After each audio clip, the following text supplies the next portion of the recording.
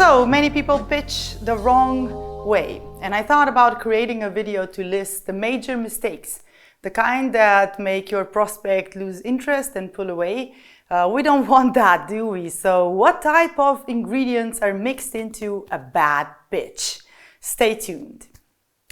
My number one advice to my clients is this one. No one, and by no one, I mean absolutely freaking not a single soul that walks this earth, is buying your skills, your coolness, your absolute expertise. What people buy is linked to their future vision of themselves. And that is why you're not really pitching. It's best to see it as letting them qualify themselves in your creation. And this is why the number one mistake, it's focused on you, and then some more of you. How great you are, how much you love your work, how passionate you are about your job, what great results you're getting, who's complimented you lately. Well, all great, but is you being really awesome in any way solving a problem of a person you're currently in a conversation with? I mean, really? So don't start with you, start with them. Your buyer persona, their pain, their gain. Talk about their problem the way they see it. Describe the problem, ask them to describe the problem. Focus on the need, ask them what the need is. Solve that particular problem. Ask more questions about the situation. Especially if you're talking to people one-on-one, let them dive deep into the stories of their pain. Let them go there. If your audience recognizes that all of your content, pain, gain, solution, call to action, all of it relates to them personally, then they will have more interest in learning about you and signing up with you.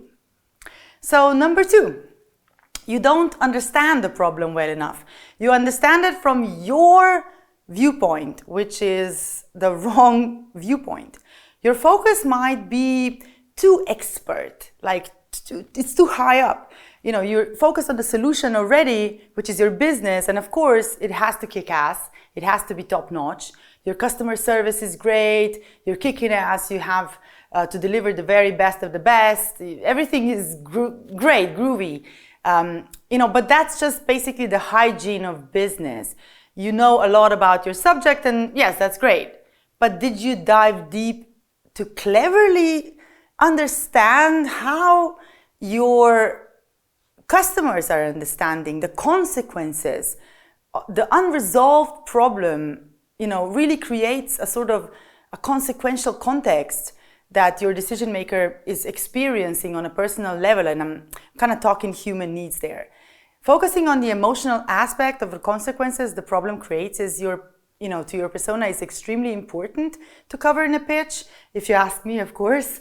And by relating on the consequences, you really underline your understanding of the context your client is currently experiencing. So this is where pitching gets personal.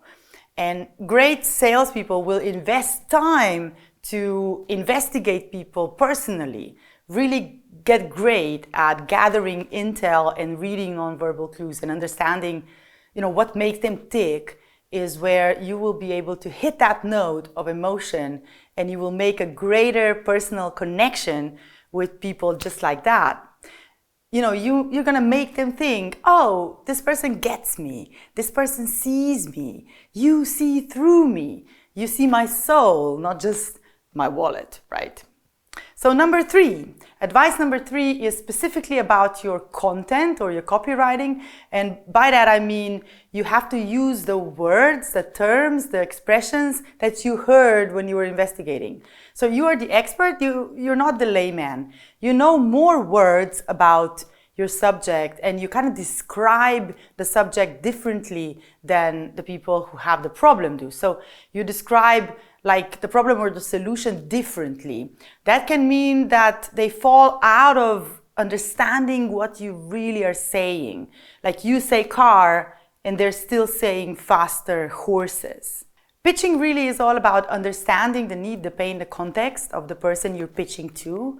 And the better you get at kind of investigating all three, the problem, the consequences, and the words they use to describe the problem, the better your pitch will become, the more you will gain from using it. The more you will understand these three elements, the better you will get at kind of improvising your pitch as well, reshaping it to fit every person you meet individually. And that's really important when you're pitching, actually.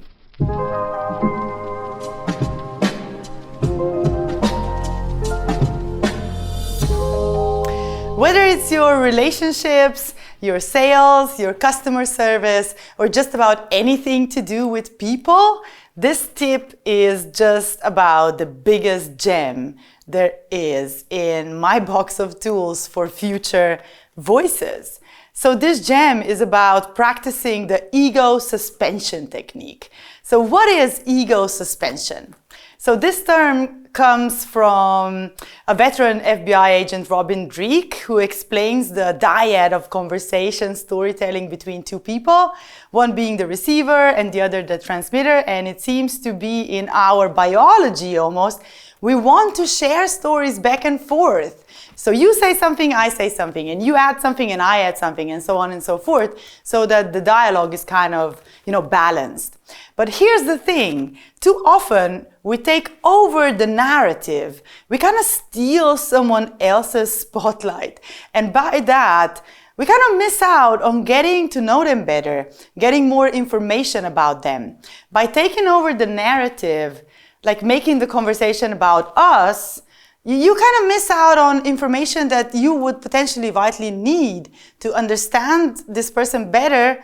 And if you were to get to know them better, to get to know behind the scenes of their life better, well, maybe you could, have something to exchange. So let's say someone starts telling you a story. How soon is it before you take over, interrupt with your own experience? Let's say I start telling you about my vacation. How soon before you jump in on, oh, I've been there and it's lovely, and then you take over the story, and then that happened and this happened. Maybe you throw the ball back in due time, so it's not really ending up a one-way conversation. However, if you truly practice the ego suspension method, you will hold back as much as you humanly can, or even more. It's going to be quite painful, really. For me, it was quite painful. It still is quite painful, especially if you're, if you like to talk, if you like to take over the narrative. Like me, I'm a very prolific talker. It can be very painful, physically painful to hold back, but you must hold back this impulse because it will elevate your personal influence. You will become the person of interest to other people if you are interested in them. They will want to be near you. They will want to converse with you. They will want you. Instead of taking over the narrative, keep the spotlight on them by using explanatory questions to further your insight into other people's thoughts, feelings, point of views. So here's a couple of examples. Oh, really? What did you like most about this? Oh, that's interesting. Why did you choose that place in particular? Oh, very nice. Well, tell me more. Explanatory questions are, quite possibly the 5 W's, like why, what, where, when, and who.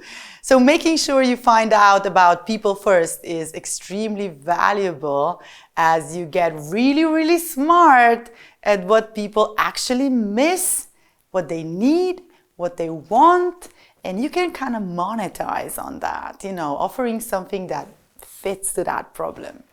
But also, it's a known fact that people have a far better memory of the person they've told their story to, and they tend to forget the ones they had the pleasure of listening to all evening. So don't earfuck people, for lack of a better word. Suspend your ego, lead with questions, and listen if you want to elevate your personal influence.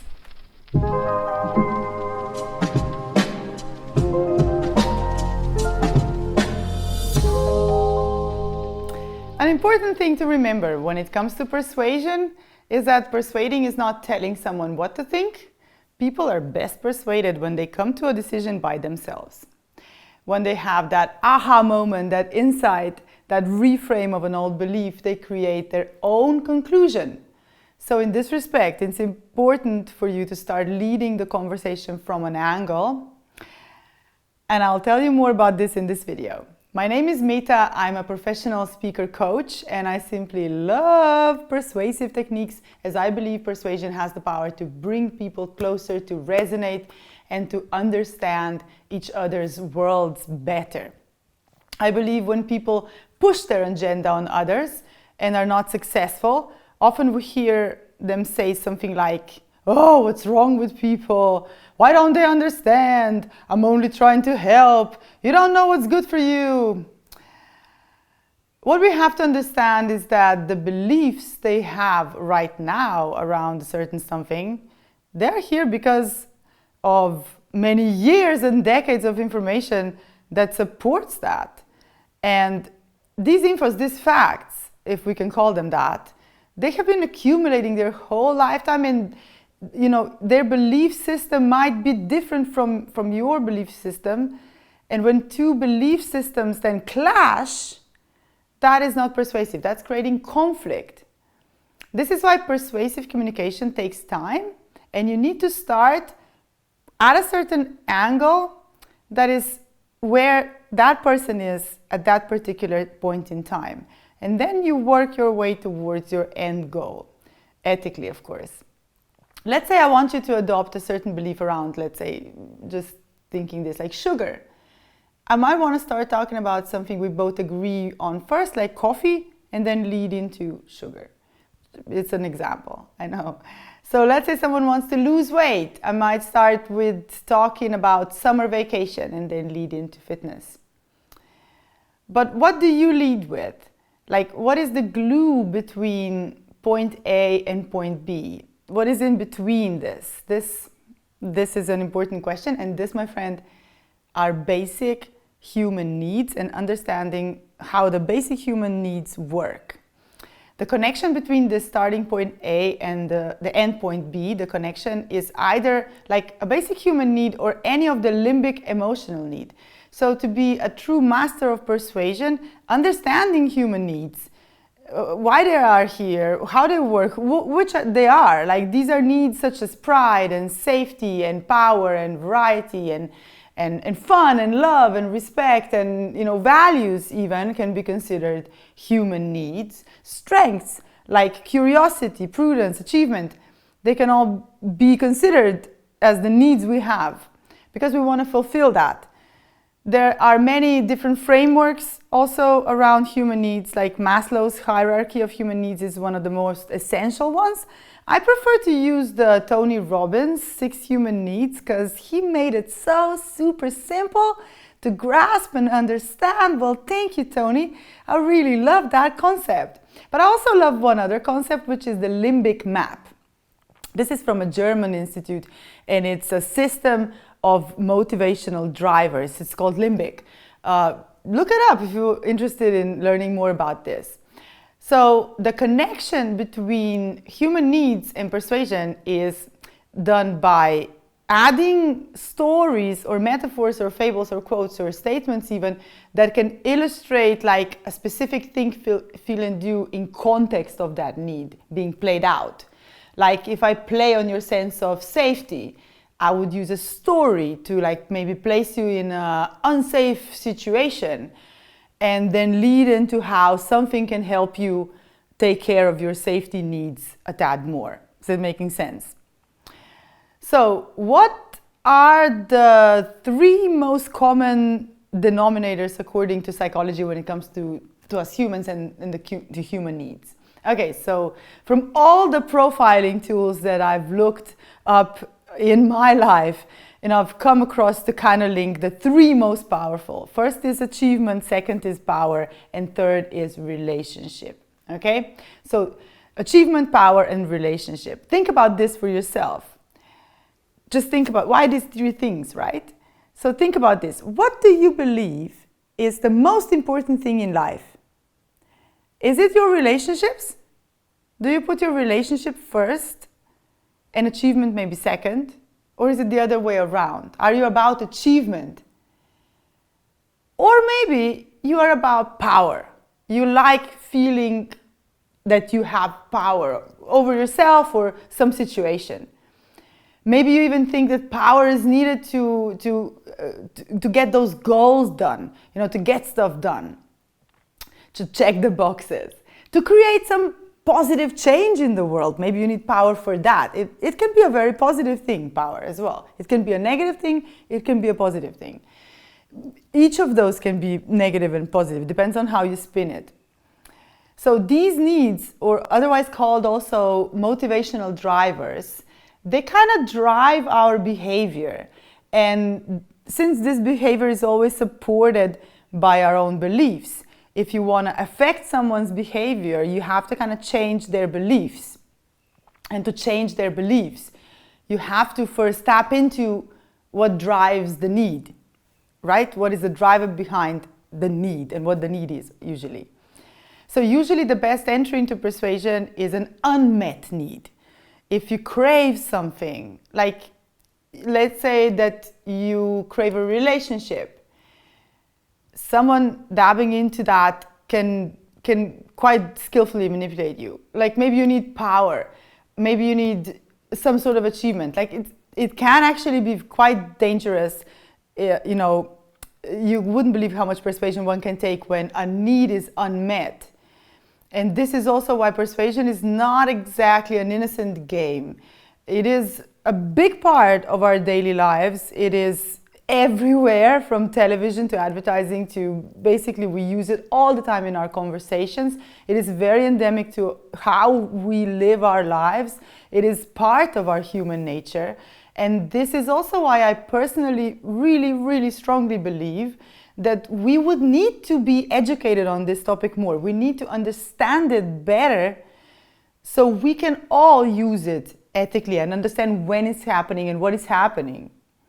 In my personal opinion, and also in my expert opinion, persuasion can be a very useful tool if you, of course, use it ethically and ecologically, meaning you have discovered, you have made the effort into discovering the best interests of your audience at their heart, and you are also like fitting this with your agenda, so there is no conflict of interest.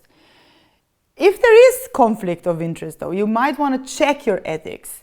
Like first check with yourself, like why is it so important for you to really affect and change someone's mind? Like I say, we persuade and influence each other all the time.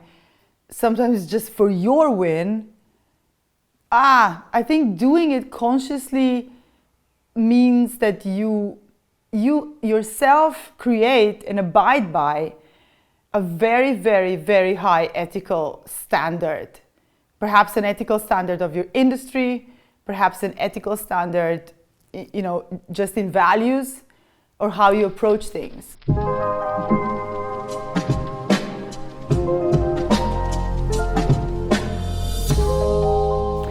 Let's talk about my favorite type of presentations, the persuasive decision-making presentations. So this structure is used in sales, marketing, business development, and you might be in need of this structure to pitch your idea at work.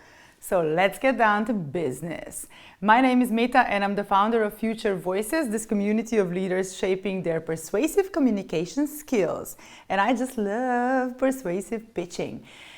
I believe it is a really cool thing to actually help someone run through the obstacles and objections and a great number of excuses we all make in our daily lives not to do something, you know what I mean? And get them to say yes, a real powerful, inspired, engaged, happy, hopeful yes. So the starting point always is a very powerful opening statement. Your audience must for sure agree with you on something simple from the get-go. As soon as you walk out the stage, something like, okay, raise your hand if you like money.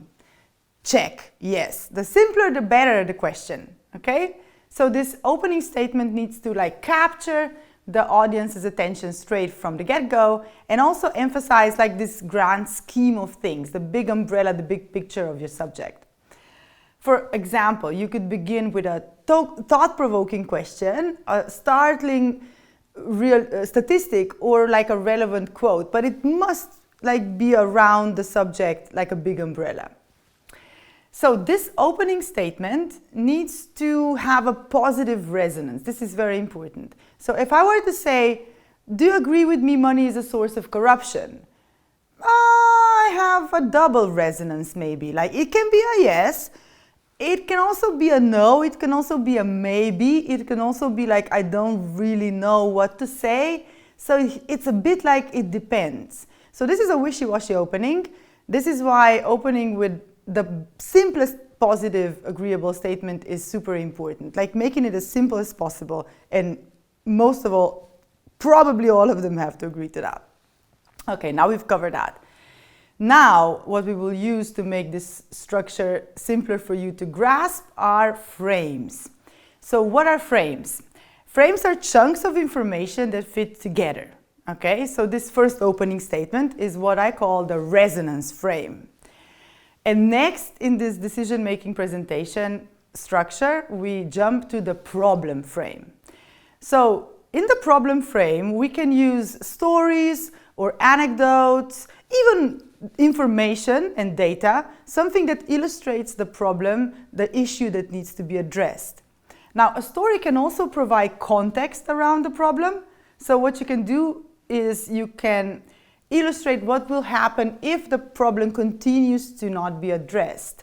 So there will be consequences, right? So in this problem frame, you have both the current problem and the consequences, and also how they relate to our human needs. The reason we use storytelling to illustrate this frame is to not just make it logical, but also to add emotional context around this logical reasoning. This is important. In persuasion, both these things are very important, logical reasoning and emotional appeal. So storytelling can help make the topic more relatable and give the audience a bit more contextual, clear, and also an emotional understanding of the situation. Now, since you've opened up a can of worms here with the pain story about the problem, I advise you to move over towards the desire frame. That's where we want to be, right? All of our problems solved. How about using a video to cover the gains? Maybe other people can explain them and not you. That can be very persuasive, actually. Okay, so let's recap what we've done so far. We established a clear resonance with our audience about the issue.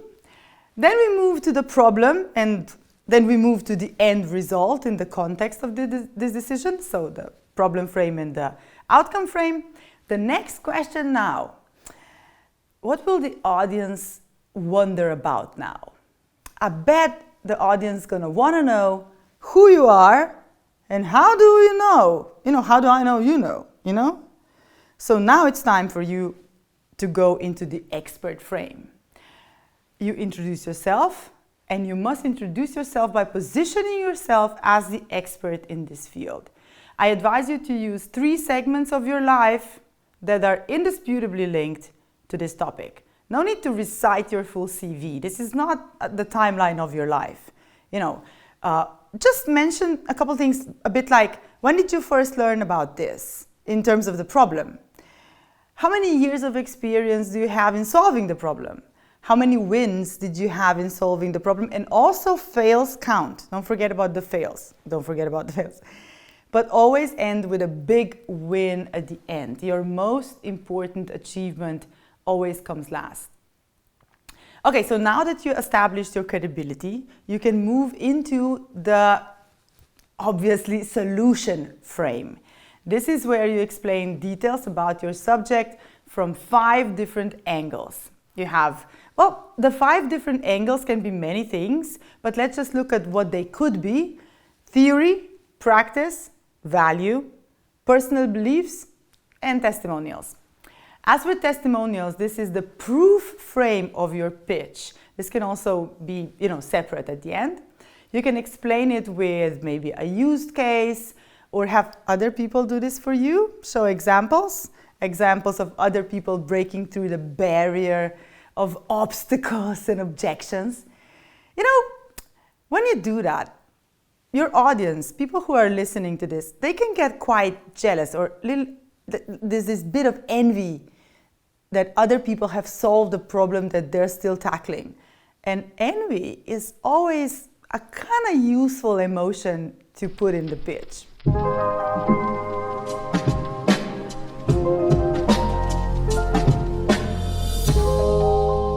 In this video, I will cover the selection and organization of the key points of your presentation. So how to get your content organized and divided into sections. This is really important. And also how to seamlessly connect to keep your audience engaged and interested, and they can follow your train of thought. My name is Meta, and I absolutely love helping leaders become great speakers. And it's so vital we know how to deliver our message out to the world. So join this community if you want to brush up on your speaking skills. And now, let's organize your presentation. Now, first of all, it's vital you define the objective of your presentation. What do you want your audience to get out of it? What are the key takeaways? Write them down as they can serve you to know what goes where. You can link your subject matters with the key takeaways. The better they link together, the better you have organized your slides. Now, first, what you need is an opening, and you open with an umbrella, something that captures the essence of your topic.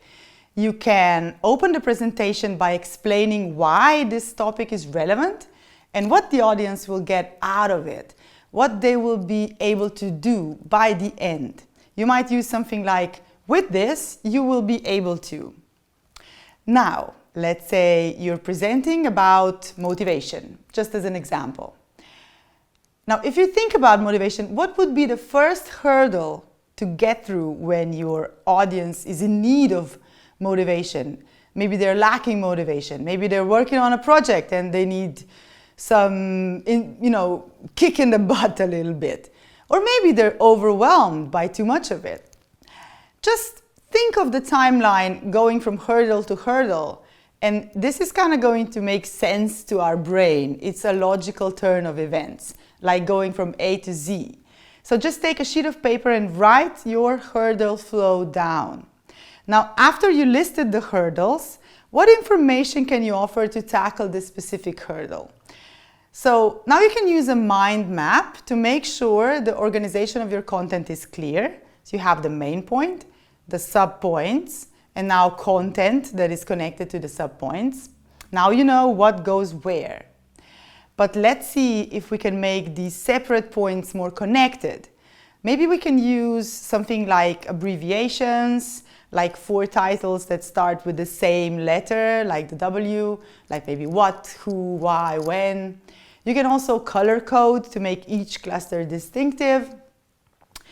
Next on your to-do list for preparing your content is to make sure that each point has 6 different things that you need to add. So the first is the searching question, the why this is important question that you can answer as an opening. The second is a bit of theory. Then there's a practical example you can use. There's an exercise you can use if there's time. You can add a powerful or inspiring quote. And then don't forget the final conclusion or the summary. Okay, so now you have your main points done, your sub-points done, and all of the, the things that you need to put in the content frame. Check for time. How much time did you allocate to each point? How long will you be talking about the bulk of it? Now, time must be on your side. You don't want to feel like you need to rush through your points. The less time you have, the more you need to review and refine your scripts. Your stories, your examples, everything you have to make shorter. Cut out the details that are not necessary for the audience to get the point. Less is more when it comes to presenting. Now, if you have any more questions regarding your presentation challenges, I invite you to comment and communicate with me. I will do my best to include your challenges into the next video. For now, I thank you for watching this video to the end, and do remember to subscribe if you haven't done so by now. Take care, organize your presentation well, and remember to speak soon.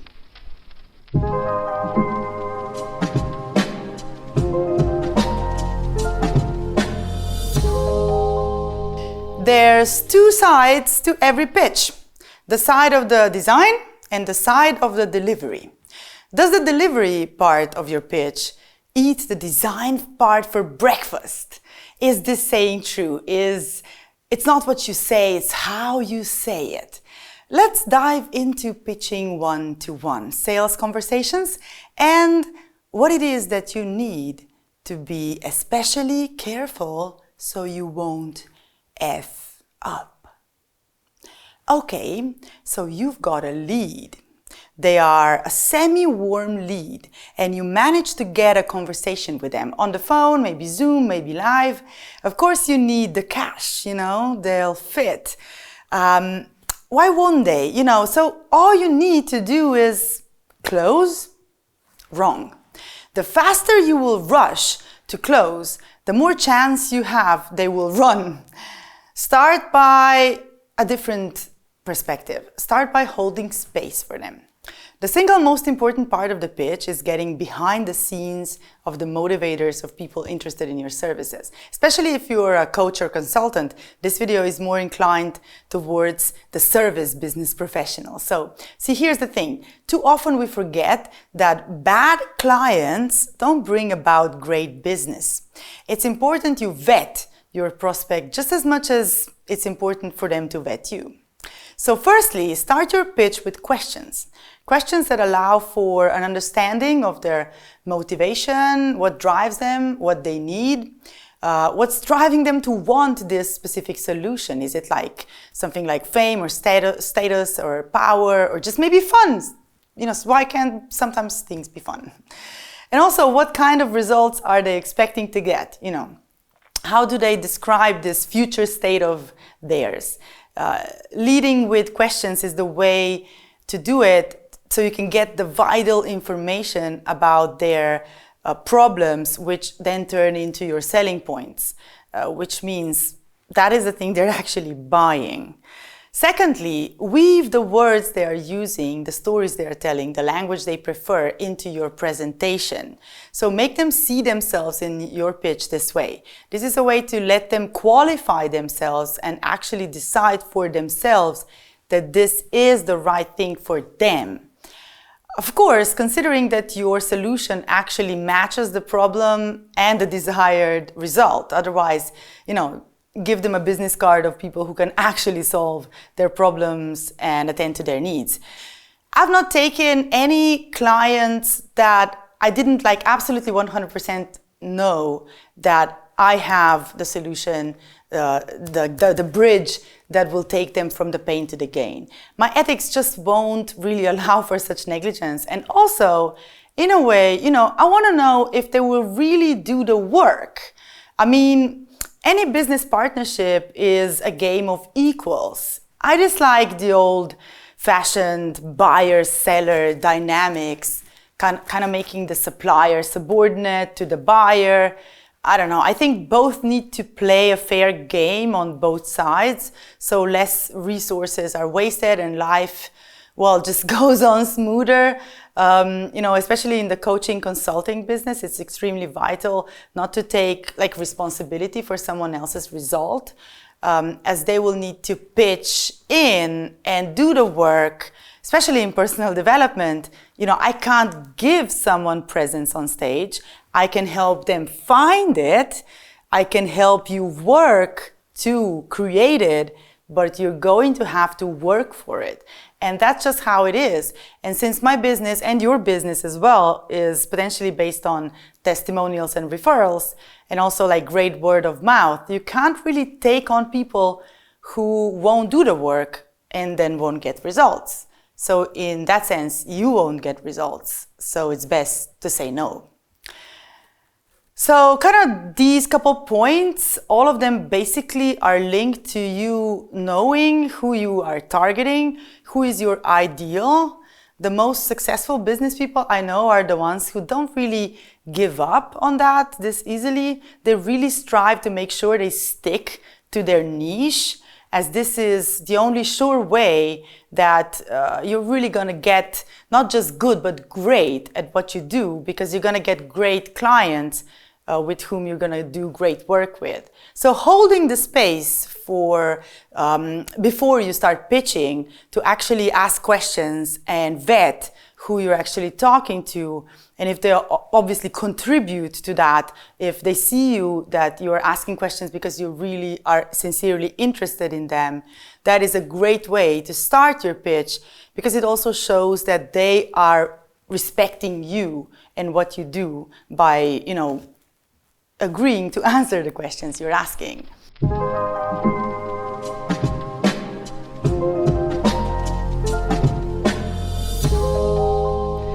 Sales is one of the most important skills to master if you are a solopreneur, and many coaches and consultants are mainly doing their own sales.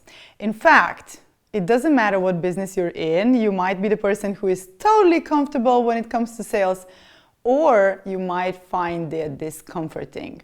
You might shy away from it. It gives you anxiety. Maybe you line up excuses. Why not do what needs to get done? Why not make that phone call? Why not hustle people on LinkedIn? Why not follow up with an email? I get you. Perhaps you too believe that marketing should be enough. So doing social media, maybe speaking at an event or two, people will find out about you and they will come to you.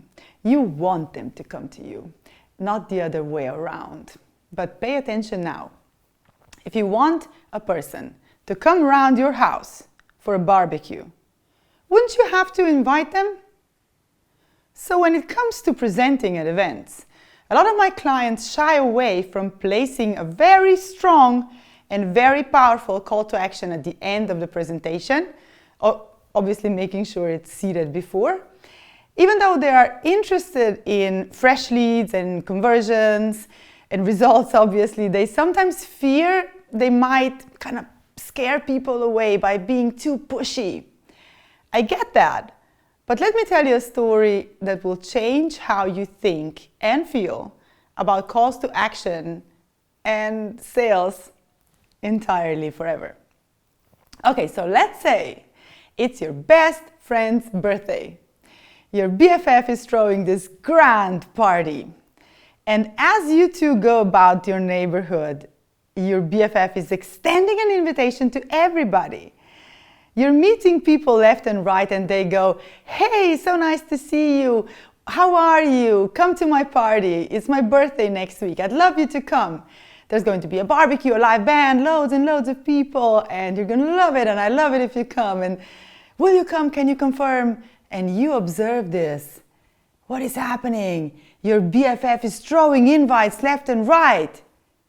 Yet, your best friend never directly asked you. Think about it for a little bit. Think hard. How does this make you feel? Wouldn't you say that you know that you are obviously invited? Obviously, you are the best friend. So it kind of goes without saying, doesn't it? But let me ask you this. Would you want to be invited? Would you consider it to be nice if your friend would maybe look you in the eyes sincerely, and with this eye contact of intimacy would come these magic words, "Hey, are you coming to my party?" You know, most people I ask this question would very much like to be invited, even though they know they are invited and it's their best friend. But then here's the most important question when it comes to sales and calling to action. Okay, the CTAs. If we all kind of need our very best friends to ask direct questions out loud, then how in hell do we think that random strangers we don't even know will assume that they can knock on your business door anytime without any invites from you? Any direct calls, invitations, reminders, persuasive calls to make some kind of immediate action in this specific time frame. You know, here's the thing. People like to know that they're welcome. People like to know that they're invited, that they are the type of a client you're working with, They want to know what will be happening there. They like to be informed about what to expect. They're grateful for your offering to help them. It's important for the CTA, for the call to action at the end of your persuasive decision-making presentation, to be even delivered and designed. And when you are delivering it, think of it like it is a party invitation. So right here, each Wednesday, there's a party happening on Zoom. Leaders from all over the world are welcome. You should come train your pitch. It's $4.99 a month, and you can sign in here with just your email and the click of this button here. So just click it now, don't hesitate. First visit is free, and then you can always decide to join if you like it and if it serves your needs. You see, it's all down to, where, who, what, how, when. And actually, the clicking of the button with this example I was demonstrating before, as you noticed, it was emphasized over 3 times. If this was on stage, I would have repeated the party invitation directions a couple more times, just in case people missed it. And it would not be written down on slides. Why not? Because it has to look like I just thought of it. If I have a flip chart, I would write down the details. In bigger audiences, we would sometimes design like a landing page, and there would be just a QR code on screen for the time of the final pitch so that people can scan it. If you have more questions regarding selling from your presentation without looking too salesy or pushy, I have an online course for that can help you. And also, you can contact me anytime. Just drop a comment or check out my available slots on Calendly. It's in the bio of this page. Thank you for watching this video to the end, and watch more videos like this one covering the art of persuasion. You're welcome to subscribe to this channel if you haven't done so by now. Take care, and also make sure you will speak soon.